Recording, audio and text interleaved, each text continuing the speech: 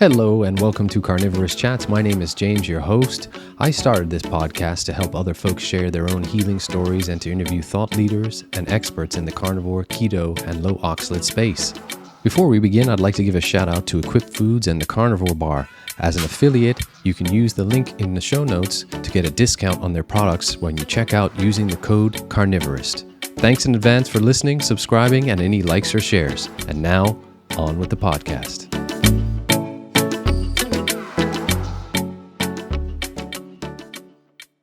Hello, everyone, and welcome to Carnivorist Chats. It's James, your host. Welcome back. We are winding down season 3, and I am so excited about today's guest. I first followed Mimi on X, otherwise known as Twitter, and just became immediately impacted by her story and her journey. And we're going to get into exactly what that entails. But folks, when I tell you you're going to be inspired by what Mimi has to tell you today, I am not doing it the justice that it deserves. Mimi Morgan, welcome to Carnivorous Chats. Hi, thank you, James. Pleasure to be here. Oh, the pleasure is all mine, Mimi. I meant what I said just now, and I just wanted to let you know that every day I look forward to your postings on X because they're really uplifting, not only because of what you've been through in your life, but you always breathe this fresh air of positivity and great attitude into a space that can sometimes be pretty challenging, let's say. Oh, well, thank you. I appreciate that. That's really nice to hear. Folks, we'll talk about where you can find Mimi on X and also now more recently on Instagram too. I know you're not there a lot these days, but I know you're building that presence there, aren't you? I am. It's a little slow. X is pretty time consuming, and it's a lot easier to post on X. I'm still trying to figure out just the nuts and bolts of Instagram, but I'm hoping to build there as well. Mimi, let's, as I often talk about with all my guests, but particularly today because we want to get into your story, let's dive right into where you are born, where you came from, what happened. We know for those folks that have listened to your journey, particularly because you've done a couple of podcasts now, but for those that haven't heard your journey, be prepared, folks. This is quite a health journey that she's been through, and it all ends out super positively. But Mimi, where were you born and raised, and where are you coming to us now today from? Well, I was actually born and raised in a beautiful part of New Jersey, northern New Jersey, Morris County. Its horse country really rivals anything in Virginia. So it was a great childhood growing up. And moved south in 78 and then moved to Charleston in 2000. And this is my home now. Wonderful. I have never been to that part of the world, but I'd love to go. I've been to Savannah, but I haven't made it to Charleston. I've heard it's wonderful. It is. I'm partial to Charleston too. Savannah's great, but I'm partial to Charleston. I think you'd like it. It's really very nice here. Mimi, I know from listening to you on prior podcasts that you lived your life and now, since your illness, are going back to living your life as being self-described as adventuresome. Also, you were into your outdoors, horse riding, things of that nature. Talk to us a little bit about that prior to when you first noticed that you were getting ill or you had your fall with health. What did you do? What were you into in terms of sports and adventurous things? Oh, well, actually, when I was younger, I was quite sick with asthma. The medication, I had severe asthma. So I was exempt from PE. So I really lived in a lot of ways, a pretty bedridden childhood, which was pretty tough, though I spent a lot of time outside playing. It was moderate play. Discovered horses by accident. A friend had horses when I was about 12 years of age. And I absolutely fell in love with them. And I've shared a story on X, a really heartwarming story with my dad when I told him I wanted a horse. I eventually learned to ride, had a horse, and, grew out of my asthma. It's really interesting. Back then for asthma, it was bedridden. And of course, you're not doing that when you're riding horses. So I grew out of it and became really stronger and discovered my gutsy side and really loving the outdoors. So I was a competitive rider nationally and was quite successful with it. And that consumed my time. So I did that all through my teens and then in my early 20s and rode in my 30s, and then started, had 3 children at the time and started just to kind of refresh. I was a stay-at-home mom, refresh myself and decided to take a week trip just away from the family to do my own thing. And that's where I started doing some adventure travel. Included horse packing, kayaking on the Atlantic, the Alaskan Passageway. I've done dog sledding. I did backpacking in my late 40s, carrying 65 pounds. That was actually with Outward Bound up at high altitude, and just a number of things challenging myself every year or so, just kind of seeing what I could do, how far I could push. And I love the outdoors, so it was really and just a natural for me to do. And Mimi, I know now that you spend a lot of your time doing some work at the senior center. And again, thank you for taking your time out of your schedule today to chat to me. But prior My to that, I pleasure. understand that you were also a designer. Was that correct? I was a stay-at-home mom. That's what I did until my youngest went off to college. I have three daughters. Right before that period, I discovered that I could paint. I did a book called The Artist's Way. I've always been creative, but had no idea that I was talented at painting. There's a story in there for another time, but I ended up by accident or a series of synchronistic events, ended up being a dinnerware designer. It took a little bit of work, but I ended up licensing my designs. Neiman Marcus gave me a start. And it really was a natural for me because being a stay-at-home mom, taking care of home, cooking, doing all of those things like that, then creating dinnerware for the home.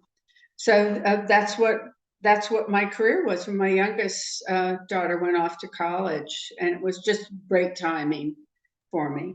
And folks, when I tell you that I was not shocked when I heard that Mimi was a designer, I encourage you again to go follow her on X because she's just, for lack of a better phrase, she's just always put together and very classy. And I just love everything about you, Mimi, from the food and the photos that you take, the pictures that you put up, even your background today. I can just tell that you have this eye for fashion and detail. So again, well done to everything. Oh, okay. Well, thank you. It's just a part of me. My mother was that way, but very comfortable and homey, so nothing stuffy. And my dinnerware was, branded as casual, elegant. So, it's just a part of who I am. But thank you. I appreciate the compliment. Mimi, let's go now to where first things because I want to get on to the obviously the part of the journey where we talk about how you've regained your health and you're exercising and all that fun stuff because we relate so many levels on that. I just love the exercise part of my day now, whereas I couldn't for quite a long time. What was the first signs for you that something was going wrong? I think if I recall, you had a bad fall and broke your wrist. Was that the first sign or no? It was, and it was a simple fall. I literally took a stump and went down, and it was. But I broke my wrist. Ended up have soft tissue surgery. A year later, had a plate which since has been removed. Right after the second surgery, during healing, I had was from my elbow down, so there was no mobility for about 3 months. I was in a cast. And shortly after that, I developed what's called Dupuytren's. It's very rare. Typically, men get it, not women, and my hands started to develop these nodules. And the only treatment in the US for this is surgery. Eventually, your fingers, my thumb started to become displaced, and the nodules develop within 3 months. Typically, it's a year process. So it was quite rapidly, and I had all of them. The only treatment is surgery to remove the nodules, and that's after your hand has clawed up. And it was my right hand, and that it's interesting because a light bulb should have gone on in my head at that time. It didn't, but that wasn't a solution for me. I wasn't willing to accept that. I was being an artist, and actually my work was quite detailed and fine brushes. And I did a lot of research and found a gentleman, a doctor in Germany, who had a treatment for radiation. Nobody would see me here. I ended up going to Charlotte to a cancer center. The radiologist there had success with it. We planned with a radiologist here. I did have the radiation treatment, a series of two treatments, low level radiation, and it actually destroyed all the nodules. And that's been 11 or 12 years ago.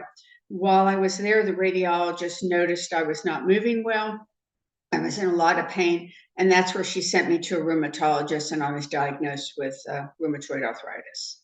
listeners, if you haven't heard this journey before, we're going to talk about what happens next. And even Dr. Baker on his interview was going, "Oh my goodness, Mimi." I know. I know. It was like, are we getting to the good part yet? I'm like, I promise you soon. But yeah, a few more things happened. Mimi, was it? I think it was was it 2 years later? So you're dealing with the RA. Was it 2 years later Yeah. you found out or noticed the signs of perhaps Parkinson's? I noticed about 6 months prior, it was 2 years to the month where I was diagnosed with Parkinson's. Yes, that was a lot getting hit with that on top of the RA. Because my symptoms were developing rather quickly, and I was having a lot of symptoms. What type of things did you start to notice, Mimi? Well, actually, one of the first things I noticed a little bit of slowness, and that included cognitively. I had prior to that time, actually, I was severely allergic to Humira, excuse me, one of the drugs that I was put on for RA, where I was having seizure-like episodes. I'd walk down the street that I would have gone a million times, right down where I worked, and I didn't know where I was. I'd be lost and confused. I was off. They took me off of that. It was a few months later before we realized that it was the medication. Had trouble swinging my arm. And I didn't say anything to anybody. My girls notice actually what's called masking, and that's where you lose your facial expression because you're not getting the messages. So when you think you're smiling, you're actually not smiling. Softness in voice. I had voice tremor. People were having trouble understanding me. And then I was having balance issues. I was having quite a few falls. Something was just really off. And first thought it was epilepsy. That wasn't. And then shortly after, suspected Parkinson's. And I went to go see a movement disorder specialist, actually in another state. And that's where they diagnosed me.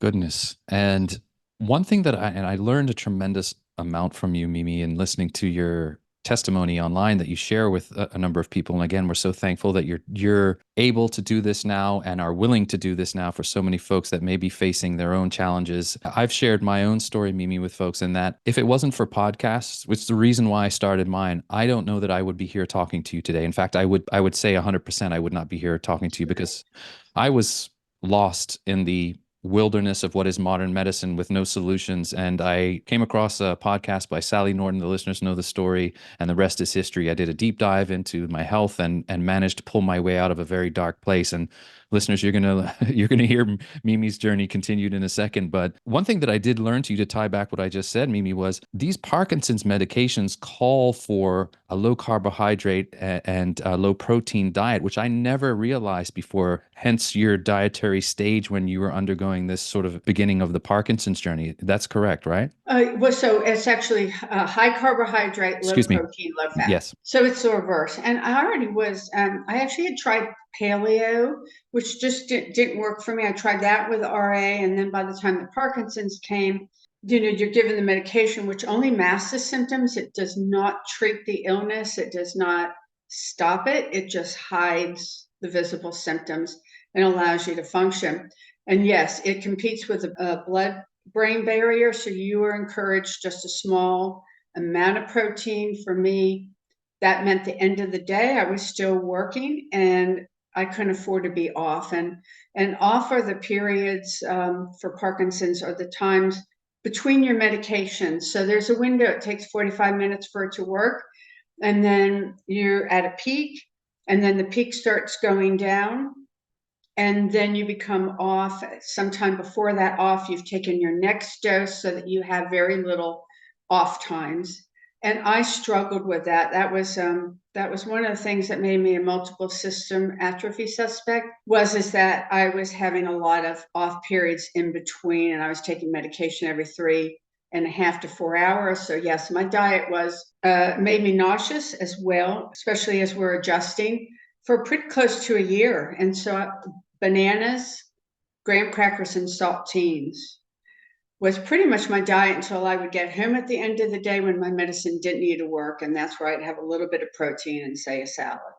And I know, Mimi, you've described, and ask me how I know, for 6 years being strict vegan and my health went off a cliff, that you were pretty much plant-based for a portion of time as well, weren't you? I was for a good part of my life. I was vegan for probably about 6 years, did macrobiotic for a number of years. And so, yes, and definitely I will say, probably whenever they came out without being aware, talking about fat, and I would always slim and cared how I looked, I avoided fat like the plague. I had no doubt in my mind that being fat starved for a good part of my life contributed to my neuro symptoms and my demise. I would completely concur with that and give you my own N of one where I was severely depressed, anxious. I thought I was getting early onset Alzheimer's disease because I was getting so forgetful. I had unrelenting brain fog. And Mimi, it was not until I added fat back into my diet because as a vegan, I had been eating hardly any. And it wasn't until that I hate to use the phrase, but the lights started to come back on. And I know you Yeah. probably felt the same too. I did. And so, I did a lot of, I had actually 2 sessions of extensive, like 5, 6 hours, where you're in the room with somebody, cognitive testing, because I definitely noticed. I minored in math. I'm really good at math. I can hold an enormous amount of numbers and information in my head. And now I'm unable to do simple subtractions, simple division. Couldn't hold things in my head. And I was sure that I was developing cognitive issues. I didn't test cognitive challenge, but I definitely had slided, and I definitely was not as sharp as I was. And for me, it wasn't until I added an enormous amount of fat back in the diet was that reversed. I really thought I was developing early Parkinson's dementia at that point. And Mimi, I was also sorry to hear, and we share this similarly, obviously for our health reasons, and yours was significant. Not mine wasn't, but certainly with Parkinson's, it's understood. But I think you had to quit work at the time because became too difficult. Yeah. It did. I hung on for a year, much against my family's wishes. I just wasn't ready to give it up yet. Just felt like just one more piece was getting ripped away from me. Not because I decided, but because I couldn't function. I had given up. I'm a pretty skilled cook. I had given up doing Thanksgiving dinner. I had given up decorating. I had given up a lot that I had trouble with executive function. I just couldn't manage like I used to. So yes, I had to give up work. I did stay part-time for a few days a week. And then it was shortly after, actually on a pretty good day, and it was February 7th, 5 years ago, where I had my stroke. Oh boy, and tell us about that, Mimi. I know you had been as part of the Parkinson's protocol and continuing to do walking, and you stopped on a park bench one day just to get some rest, and it happened, didn't it? Yeah, so actually I had walked 4 miles. I had lost my earbuds, and I had walked 2 miles. And when I got back, I realized I had lost one of them and still was listening to the music. So and they were brand new. I turned around and went back, and of course they're back at the 1 mile mark, which means now I've walked 4 miles. But I did it and did it pretty well. I walked every day. My spirits were not good still, but after doing 4 miles, I kind of had a little burst of energy and thought, maybe I need to change a little bit how I'm thinking. I need to make the best of it, and I need to really dive in to my exercise. I need to jump back into. I did rock steady boxing with Parkinson's, which I absolutely loved, but it was really hard because I'm watching people that are 2, 3, 5, 10 years down the road, and I'm being faced with looking at where I'm going to end up. And that was really hard for me to do. So I pulled away from it. But I was the end of the day. I went to go sit on a bench at the. I enjoyed the sunshine. It was a warm day. Got up to go back to my townhouse.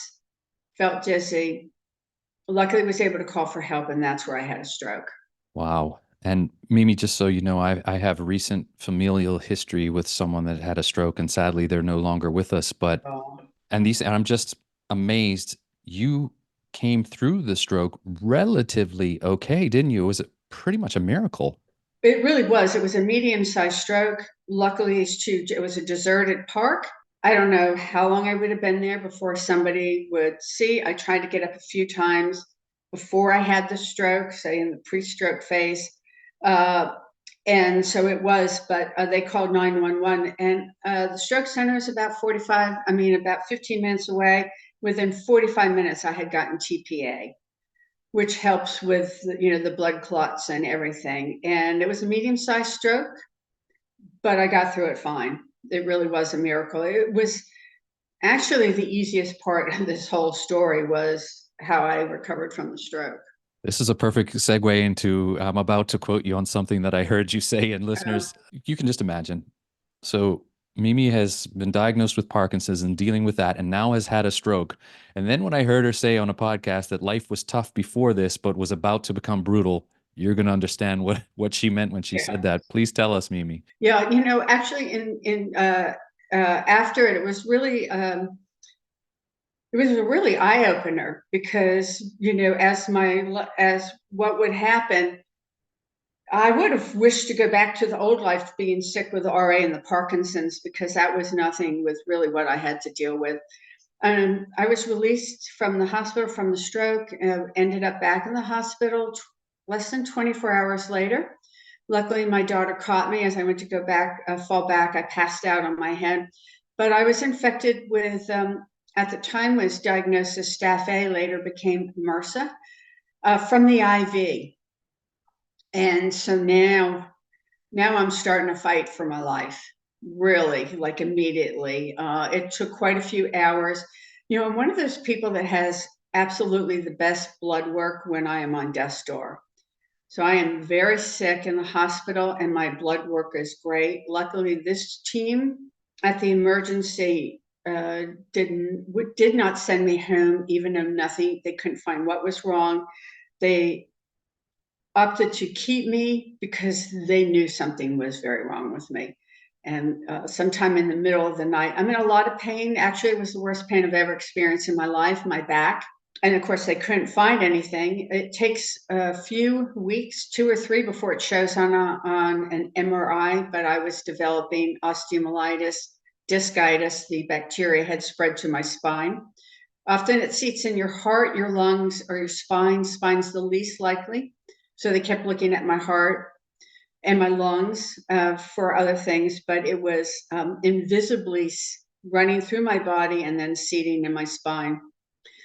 And I don't remember much of that journey for the first few days. It took quite a while for me not to show positive with the blood cultures. And at this point now, they put me on a second antibiotic.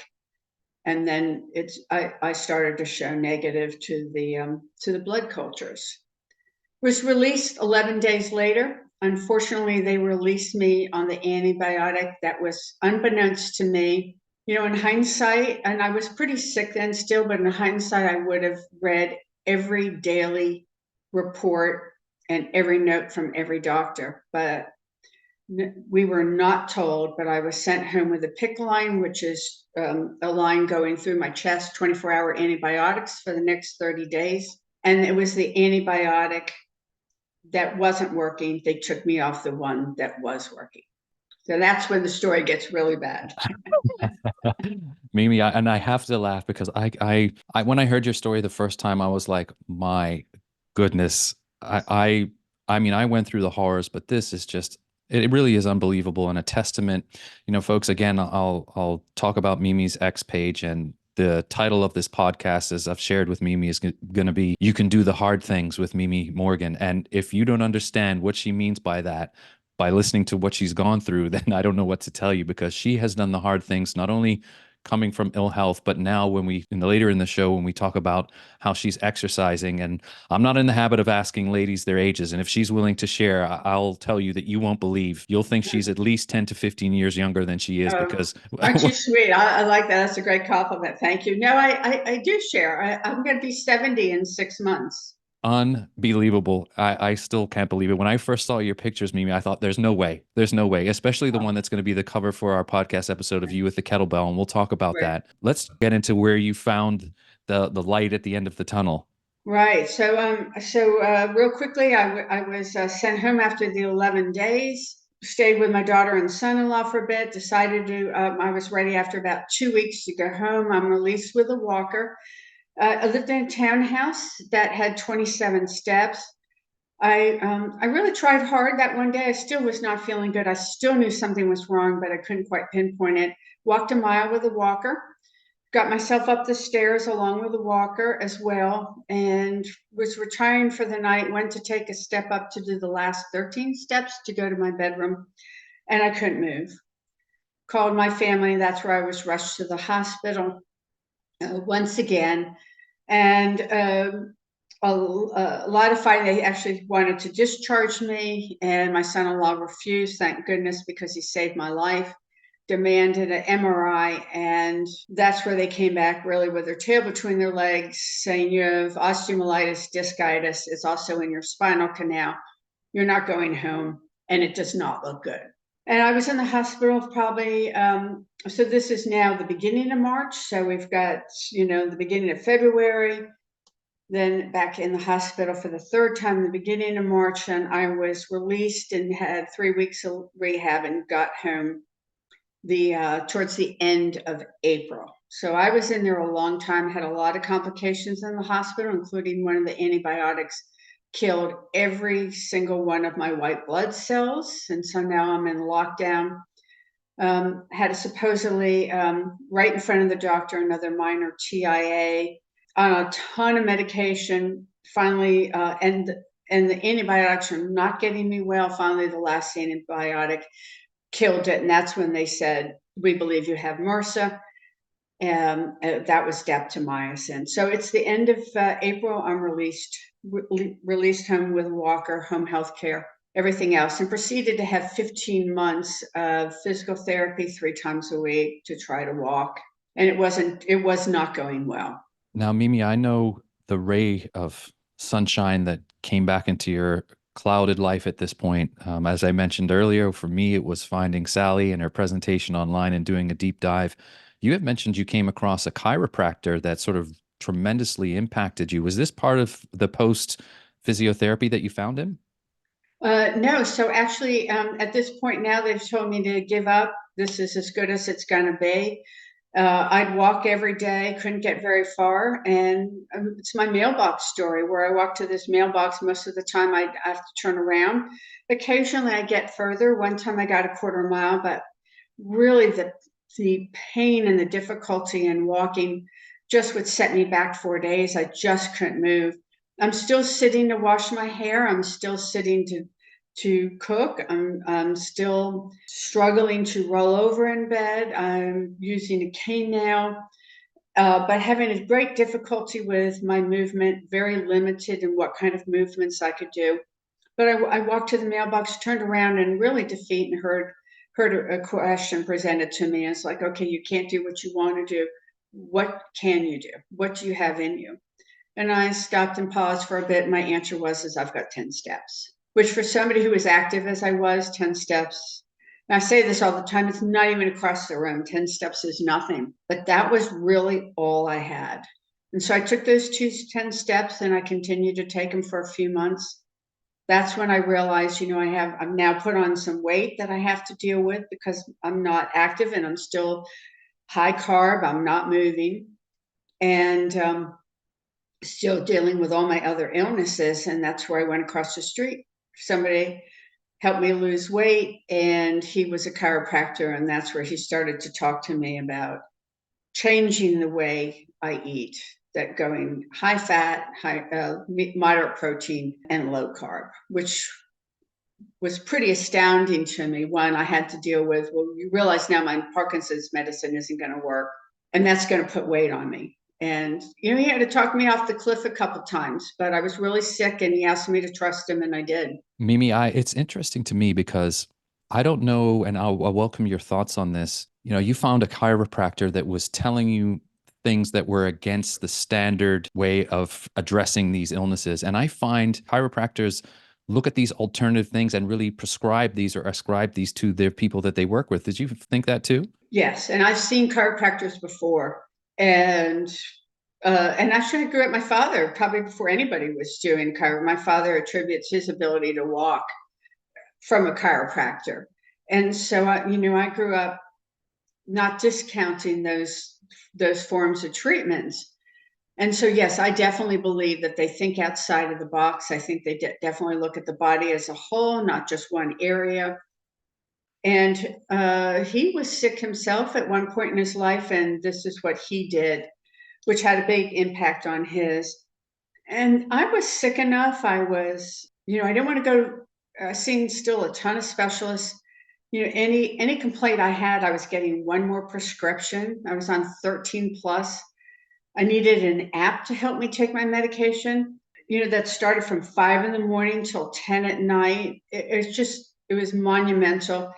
I just didn't want to continue down that route, and we just hit it off. So I just decided I'm going to trust him. Did you have any fear of starting this high fat and low carbohydrate diet that he had and protein that he suggested to you? And Mimi, at this point, had you been adding some animal products back in, or was this the stage you did? Well, a little bit of animal products like in chicken and maybe a little seafood. I still am not eating much beef at this point. Maybe a hamburger once a month, maybe twice a month. I still don't think I had had a steak. Yes, I was definitely afraid my Parkinson's medicine wasn't going to work. I was willing to take a risk because I'm not working. So if that meant I was going to have more off symptoms, one, I could adjust my medicine some, or I could just stop doing what he was doing. And so that's when I started, in order to get my fat up to 50% for somebody who's probably was only doing 5 or 10% fat previous. I had to start to add more beef, and I started to had to add more steak, and then I started to have the whole steak and ate the fat and didn't cut it off just to get to that 50%. And that's when I started to feel better, a little bit more hopeful. Notice my energy. Walking was a little easier. Unbelievable. And how many weeks would you say, Mimi, before you really start to say, okay, my brain is starting to perform better? I'm noticing some symptoms abating. How long did it take, you think? At least 6 to 9 months. And that's where, I'm starting to crave that whole steak. And I'm starting to eat that whole steak. I'm starting to eat all the fat, and I'm noticing my fat's getting higher. And some days I'd notice I'm cutting my carbs now even less. So instead of the 25%, I'm dropping down lower, and my fat's getting 70, 80%. And it was at that 70, 80% of eating fat where I started to notice my neuros, and I had a ton of neuro symptoms. I had a ton of nighttime neuro symptoms. I was on a lot of medication in addition to the Parkinson's medication for my neuro symptoms.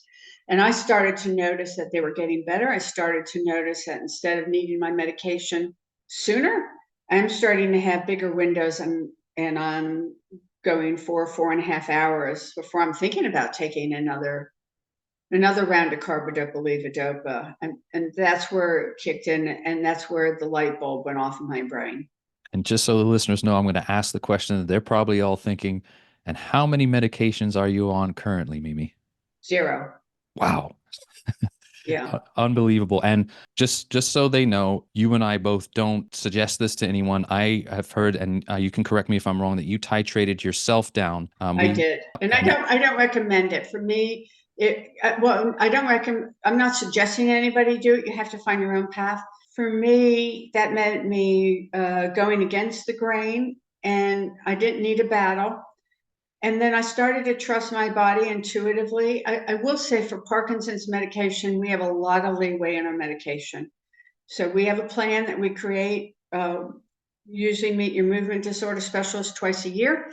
And you create a plan, and that also allows me to adjust the dosage and adjust the windows of the medication. So I had a little bit of freedom with that. And then I started to take freedom with the other. So I'm on omeprazole for heartburn twice a day, and I'm not having heartburn. So why am I going to take the medication? So I eliminated it and start eliminating one dose, go to the other. And then as other symptoms and things got better, I started, if I don't have symptoms, I don't have something wrong, why do I need it? Started to just work with whatever medications I could. And then I got down, so 1.5 years on my, at this point, keto carnivore journey. I stuck with it. It was clean keto. I always say that. Maybe in the beginning I might have a bar or something, but it wasn't junk. It wasn't packaged food. I'm trying to heal a very sick body. I stuck with it for a year and a half. And that's when I started to play with my last two medications, eliminating them, because I started to question, do I have Parkinson's? I wasn't sure, because as my symptoms are leaving, well, then how can I have the illness? And that's where I was on 1,200 milligrams, which is an enormous amount for somebody at my stage. At this point, I was released from being a multiple system atrophy suspect, which is an advanced Parkinson's. Took a summer to eliminate 1,200 milligrams. And then my last medication I removed myself from against doctor's orders. I had multiple infectious disease, said that I would die if I got off of my antibiotics. I was to be on antibiotics for life because of the MRSA seeded and encapsulated in my body. It was allowed to be in there for so long. And actually, when I was at the hospital, just back up, I had emergency surgery too to hose me off in my spine, open surgery to try to kill the bacteria. I had slim chance of making it.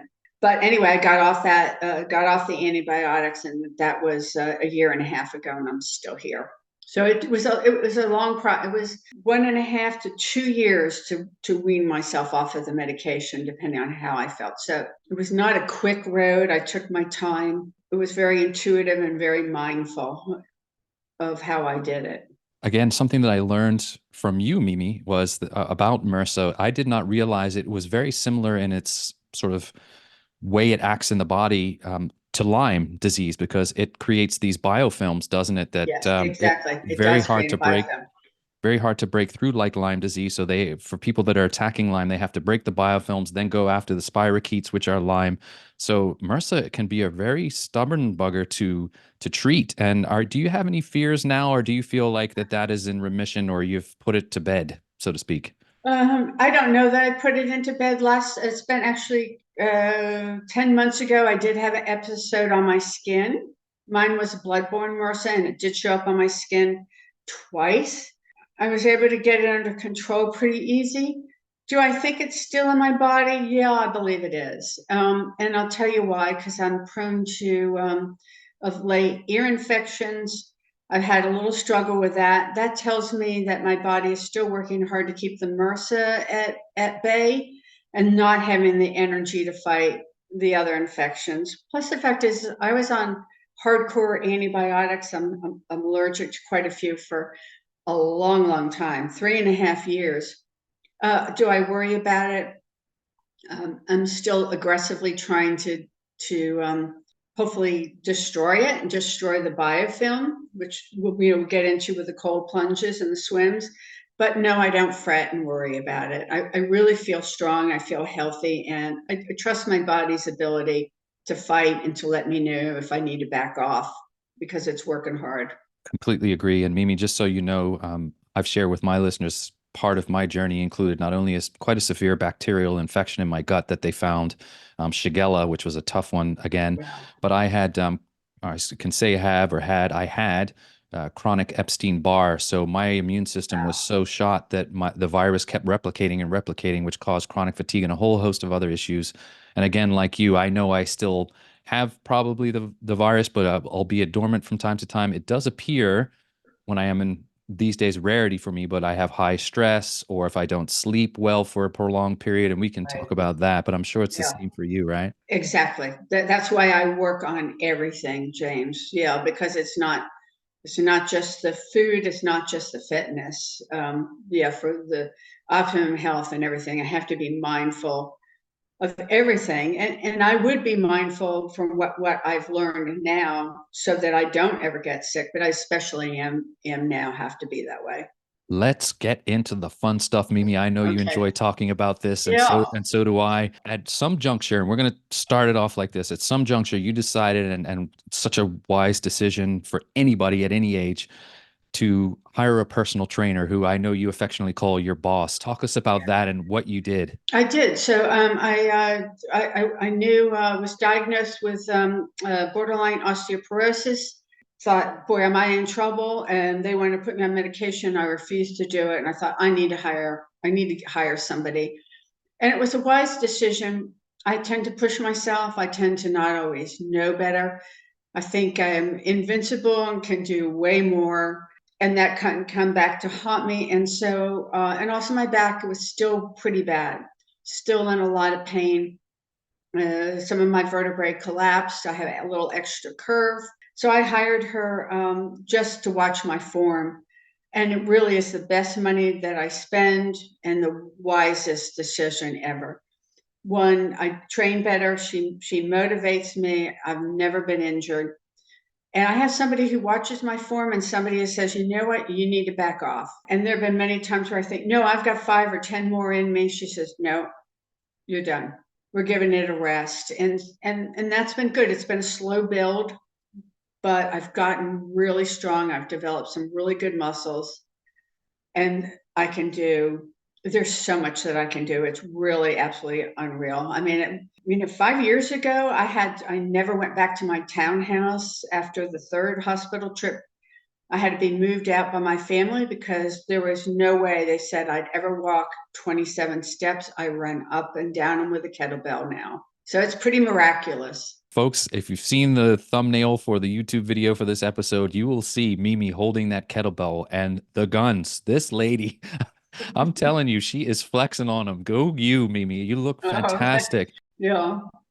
Tell me about what sort of exercises that you enjoy now. What are your favorites? Do you do sort of lunges, squats? What do you do? I do a lot of squats. I just trained with her on Monday, and we do 100 squat. I do 100 squats, and then she says, okay, and that's we've been doing them with the TRX. I'll do wall squats, and she said, okay, I'm done counting because you're not stopping.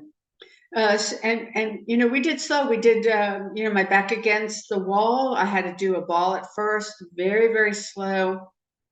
Now I've just gotten really strong, a lot of core work and a lot of slow strengthening around my back, a lot of sit-ups. We work on machines. I do a lot of free weights. We do lunges.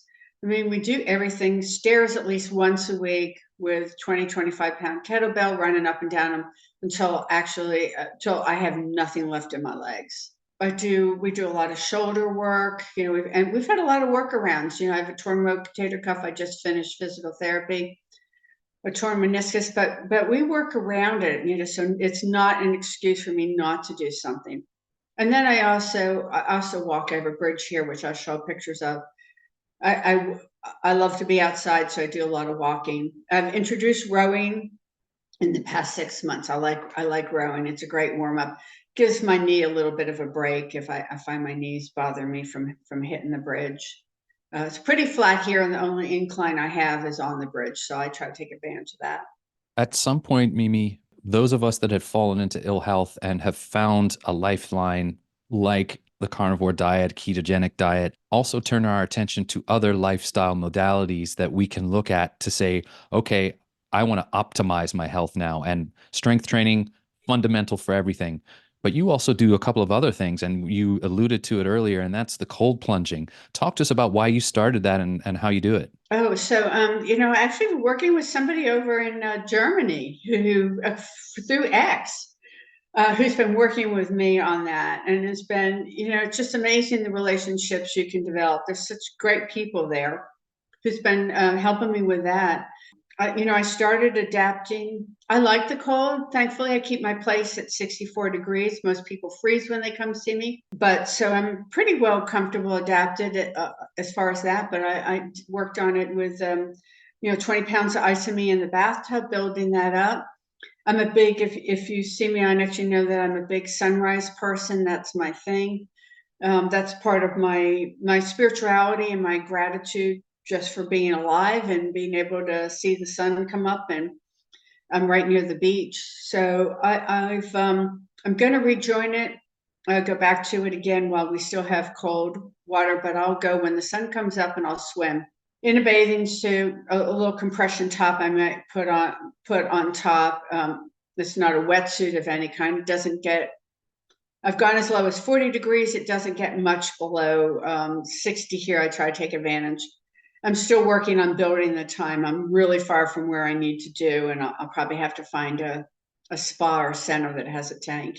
I love it. It's really invigorating, and I do that when the sun comes up, and that's to strengthen my immune system and hopefully fight the MRSA. And that's really what's motivated me to do that is to, work on my mitochondria, just building and strengthening my body. Admittedly, not recently, but for my first year and a half, I'm almost 2 years into my own carnivore journey here. I incorporated cold plunging, and I would go in the wintertime here in the ocean, which can get quite cool off Bermuda because people, it's not down in the Caribbean. Mimi and I were Right. discussing. So the ocean gets quite cool, so which was great. But what I did was I took bags of ice and threw them in my bathtub and jumped in because I don't have a cold plunge machine like many of the folks do Yeah. online. But I found it tremendously beneficial, not only because I was suffering from a lot of inflammation just because of post sickness inflammation in my Right. muscles, but I tended to get very sore very quickly because I was putting on muscle or trying to put on muscle. So I found it, and again, just exhilarating. And again, as you say, for your immune function, super helpful, isn't it? It is, and I find it exhilarating too. I mean, it's just incredible. And I may resort to doing that in my tub here too. But yeah, I love it when I can do it outside. Absolutely exhilarating. This is probably the perfect description for it. And I mean, I'm just recharged for the day. Oh yeah, my brain just goes click. You're right Yeah, on. You get me too. Yeah, high creative mode. I mean, everything. It just isn't. And it's interesting because people say how you can do it. I just don't let myself think about it being cold. I just don't. It's amazing what we can do if we don't let our brain go there. And I don't let my brain go to it's cold, I'm suffering. It might be, yes, it's cold, but it's exhilarating. I'm healing my body. I feel refreshed. And, I embrace it rather than dreading it. And so that's allowed me to do it a lot easier than I really thought I would be able to. maybe I know you're also like me, and I hate to keep saying it, but I got so excited to talk to you today because Yeah. I have a person that is doing the things that I'm doing that has been through a health challenge and has come out the other side that I'm so privileged to be able to talk to. I know one of the things you suffered with a great deal was the sleep side, and for me, it was a huge, huge issue. I for my sick years, I may have gotten maybe 2 hours a night. I was so sleep deprived. I know now you've fixed your sleep mostly.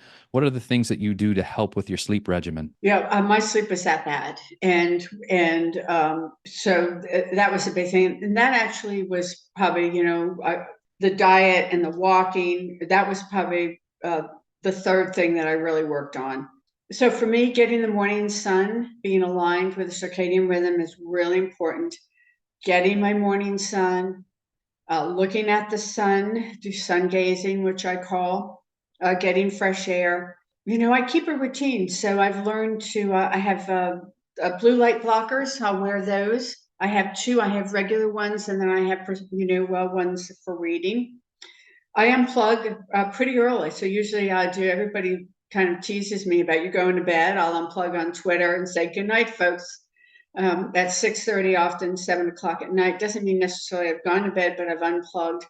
I turn off the lights. I light candles. I have a routine. I'll soak in magnesium, especially if I've worked. And I do take magnesium. That's been essential for me to take every single day. I never miss. And I just sort of unwind. Sometimes I'll meditate, but I just unwind. And I'm not a big TV watcher. Actually, I haven't watched TV in years. Occasionally, I'll watch a movie. That's a treat. I don't watch it at night because of the blue light, even with the glasses. And I just sort of decompress from the day, have my moments for grateful, keep my room cold. And my bedroom, I don't bring books in my bedroom. I don't bring iPads in my bedroom. My bedroom is for sleeping. And just having those rituals, looking at it like that, there is no way, James, I would be in the condition, the shape I'm in now, if my sleep didn't have a turnaround. You just can't heal. You are absolutely correct, Mimi. I knew I put sleep at the hierarchy of everything. I Yeah. really do because I realized that my body, I was so wired and so much cortisol from lack of sleep and stress and flight or fights all the time that I had to fix this sleep thing. And I employed and still do employ everything that you just talk about. So that's really great. Yeah. Yeah, I'm just with you. It just absolutely is. imperative. You're just not going to heal. You just aren't going to have a full, rich life if you don't see that you have sleep. And sadly, we're in a world and exposed to a lot of things that really destroy our sleep. So you had to really go back to the basics. Maybe we're starting to wind down a little bit here now, and I thank you so much for your time. I've got a few more questions for you, so thanks Sure. again. People would say, James, you didn't ask her one of the things we wanted to know, and I try and think of all my audience's questions as they listen to you. But one of the things I know they'd like to know is specifically, I know you've been doing the carnivore diet pretty strictly for over a year now. What does your typical day of eating look like, Mimi? For just to give some examples of what it Uh, is for folks. yeah. So, I'm trying to actually flip my schedule a little bit and have breakfast in the morning. That depends. And then I'll have another meal maybe early afternoon and then skip dinner. So I do go a good 12 hours, if not more, intermittent fasting. So I've done that for a number of years. It's been beneficial. But 2 meals a day, normally one is bone broth and say some shredded beef or something like that, and then a steak, a couple eggs. I do farm butter, and I get that from a local farm. My eggs are from a farm. I make my own kimchi and sauerkraut, and I posted that online. I do travel some, and if I go out, I'll make a conscious decision and break it, and that might be having a little salad with carpaccio or something like that. Thankfully, I'm a good eater and grew up that way. So you're not going to find, I'm not going to have a cheat and buy, I don't buy packaged, I call it toxic sludge. It really isn't food. If it has more than one ingredient, it really just isn't food in my mind. I do include wild seafood, shellfish, and oysters. I'm trying to add more of that. Lent's today, so I'm going to focus on a wild seafood, oysters for the next 6 weeks or so, with beef once a week. My beef is from a regenerative farms. I don't believe everybody has to do that, but I was really sick, so I made sure my food came from the best sources. I'm a big believer in supporting our local farmers. Right, I'm getting my beef from and I've posted a lot about it. Independence Arc Farms in Arkansas. Absolutely, my favorite beef, hands down, and they ship it to me. And it's important for me just to get the most nutrient rich, and that's not from a grocery store. I don't think you have to. And honestly, my groceries, even eating that way, are less than they ever were. I have zero waste. And I eat till I'm full. I still get fat. I'm not 70, 80% fat because I really feel my neuro symptoms are all healed. I'm 65, 70 with my fat, but I definitely get plenty of that. I thrive on that. I stay lean, getting that much fat, and I eat when I'm hungry, which is my 2 meals. If you get enough fat and protein, you're not going to need more than 2 meals because you've eaten enough. I said I was going to ask a couple more questions, but this is just a quick rapid Sure. fire. I know today we're recording on Valentine's Day. I've wished you a happy Valentine's Day already, Thank but you. Same to you. you had a specific meal planned, and is it one of your favorites? What's your favorite meal on the carnivore diet? Oh, what I eat every day is my favorite meal. I mean, it really is. Your taste buds change. It really is my favorite meal. So, I was gonna have filet, but then I realized it was Lent, so I had my beef yesterday. Instead, I have two lobster tails and I have cod that I'm gonna fix. I'll pan sear that in some butter. And that's what I'll have today. I had my chocolate with my coffee this morning for a treat. I don't often have chocolate. It's 100% dark. But and if I'm going to have a little bit of a sweet tooth, it's in the morning with my coffee, with my French press. So that's what I had, and I'll enjoy that probably around 3 or 4 o'clock today.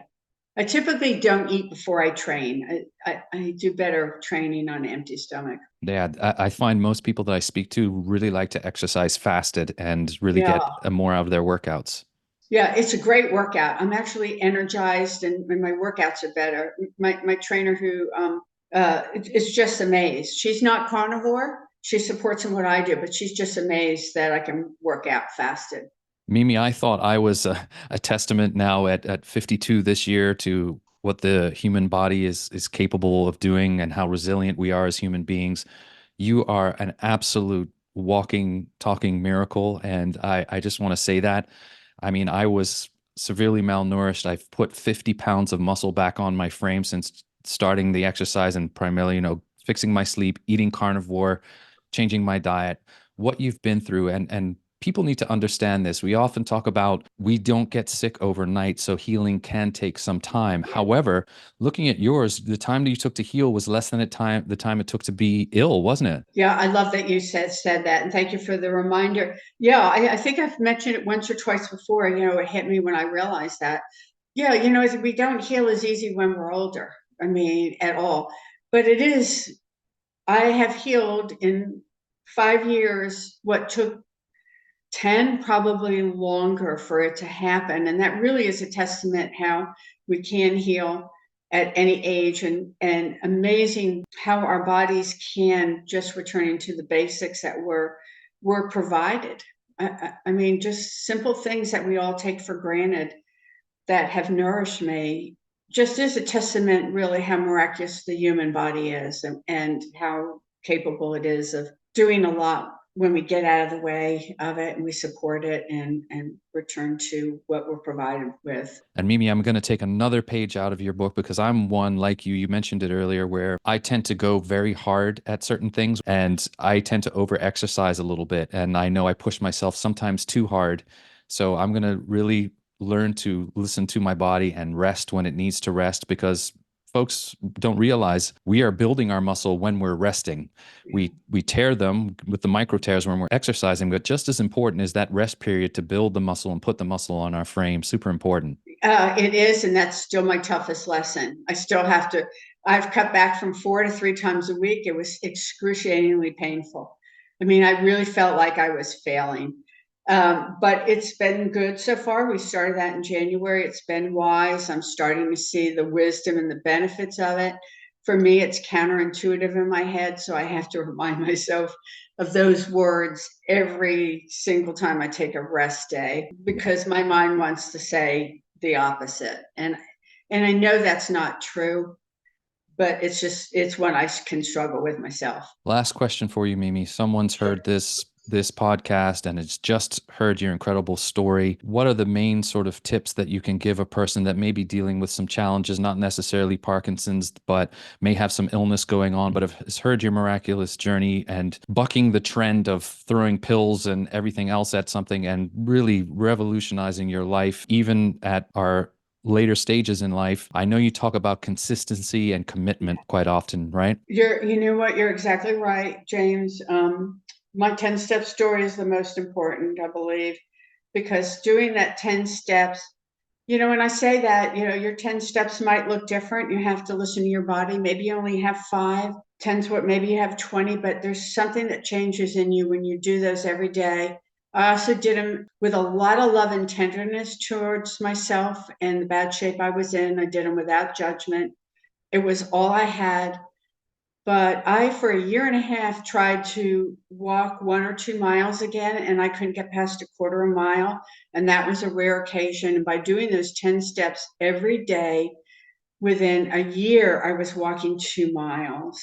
It changes you. And then that, along with the diet to support my body healing, that was all I did for the first year and a half of that journey. And that was all the energy I had to do, and it was good enough. It's been a slow process. I've added one thing after another. You add a whole lot at one time, it's going to be too much on your body, especially if you're sick. So, for me, it was a good lesson in learning that sometimes the quickest route may seem to be the longest route. That was a really good lesson. I try to remind myself that even today, as I, set goals that maybe I need to back off a little bit and do another version of that 10 steps, which really served me well. Mimi, you are an inspiration. We, as the listeners, absolutely adore you and want to say thank you for sharing your Oh, story. Thank you for taking the time out of your busy day. And folks, you need to understand that Mimi is, by her own admission, a very private person, but she jumped on X, Twitter to share her journey, and now is going on a ton of podcasts, has absolutely blown up on X, and we'll let her tell you where you can find her. But it is so profoundly helpful for folks that may be going through, Mimi, something very difficult, that you're able to share your story. So thank you. Oh, thank you. I appreciate it, James. Thank you so much. And your support means a lot. Where can folks find you on Twitter and on Instagram? So I had the same name for both, Mimi K. Morgan. And you'll find me on both Twitter and Instagram. I'm on Twitter multiple times during the day. I'm working on getting on Instagram better, but you can find me on both. I'll make sure to provide both links in the show notes. Mimi Morgan, what an honor and a privilege it's been today on Carnivorist Chats. Thank you for coming on. I really appreciate it. Thank you. The honor is mine as well. Thank you, James. Have a wonderful rest of your day. Thank you. You too.